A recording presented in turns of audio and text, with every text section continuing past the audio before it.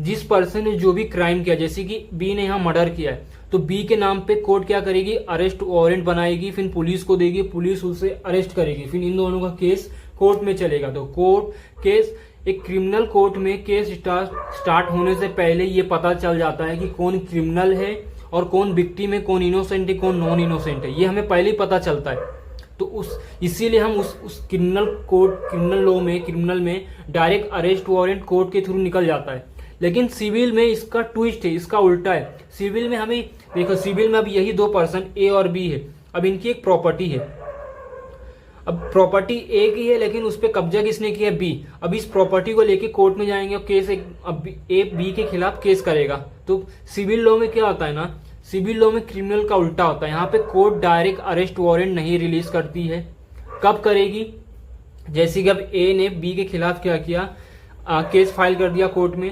अगर केस चल रहा है, केस के दौरान जैसे कि ए और बी के खिलाफ कोर्ट में केस चल रहा है, सिविल कोर्ट में, क्यों, क्योंकि ए की प्रॉपर्टी पे बी क्या कर रहा है, कब्जा कर रहा है। तो इन केस, ठीक है, इन केस अगर बी भागने वाला है, शहर छोड़ के भागने वाला है, या उस बी की ए की प्रॉपर्टी पे कुछ बनाने वाला है, या उसको बेचने वाला है किसी और पर्सन को, ठीक है, इलीगली बेचने वाला है किसी और पर्सन को, तो ऐसे में ए क्या करेगा, बी के खिलाफ प्रूफ जमा करेगा।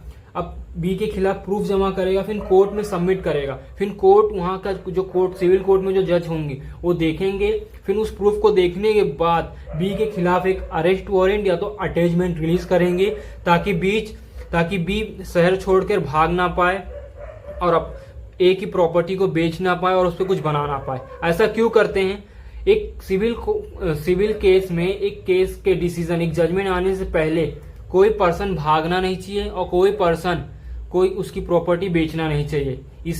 यानी कि केस खत्म होने से पहले, केस का जजमेंट आने से पहले कोई पार्टी भागनी नहीं चाहिए और कोई भी पार्टी एक दूसरे की प्रॉपर्टी, अपनी प्रॉपर्टी बेचनी नहीं चाहिए। क्यों, अगर देखो ऐसा क्यों, अगर ये प्रॉपर्टी किसकी, ए की, तो अगर इस 20 को प्रॉपर्टी बेच देता है, तो अगर साहिल केस जीत भी जाता है तो क्या साहिल को प्रॉपर्टी वापस मिलेगी, नहीं मिलेगी, क्योंकि बी ने उसको ऑलरेडी किसी सी को बेच दिया।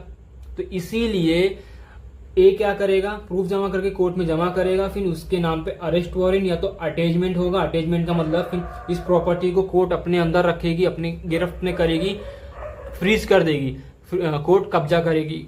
कब तक, जब तक ये केस कोर्ट में चलेगा।